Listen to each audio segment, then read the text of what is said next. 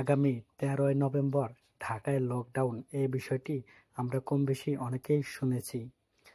কী কারণে এই লকডাউন সে বিষয়টি আমাদের মধ্যে জানেন অনেকে, আবার অনেকেই জানেন না। বিশেষ করে বাংলাদেশের সাথে যারা রাজনৈতিক বিষয় নিয়ে জানেন না, তারাই এই বিষয়টি সম্পর্কে অবগত নন।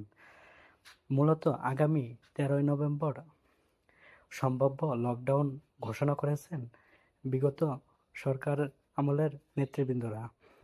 বিষয়টি এখন পর্যন্ত নিশ্চিত করা হয়নি।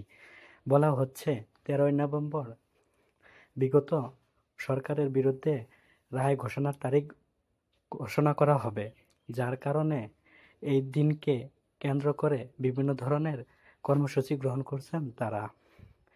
আর ইতিমধ্যে ১৩ তারিখের পূর্বেই বেশ কয়েকটি বিচ্ছিন্ন ঘটনা ঘটেছে ঢাকায়, যার কারণে পূর্ব থেকেই আইন শৃঙ্খলা বাহিনী সচেতন রয়েছেন এবং নিরাপত্তা দিচ্ছেন।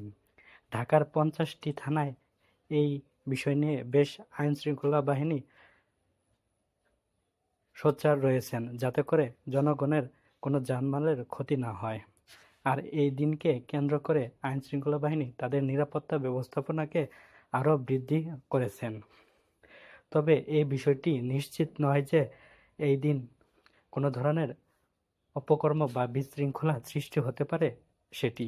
তবে সম্পূর্ণ অনিশ্চিত থাকলেও এই মোকাবেলা করার জন্য আইন শৃঙ্খলার পাশাপাশি রয়েছে বর্তমানের ক্ষমতাসীন দলগুলো প্রতিহতের ব্যবস্থাপনায়, যাতে করে সাধারণ জনগণকে তারা নিরাপত্তা দিতে পারে এবং ঢাকার ভিতরে কোনো বিশৃঙ্খলা সৃষ্টি না হয়।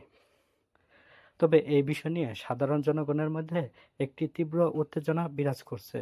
তবে কি হচ্ছে আগামী ১৩ই নভেম্বর তা জানতে হলে আমাদের চ্যানেল সাবস্ক্রাইব করে রাখুন এবং দেখে নিন পরবর্তী খবর।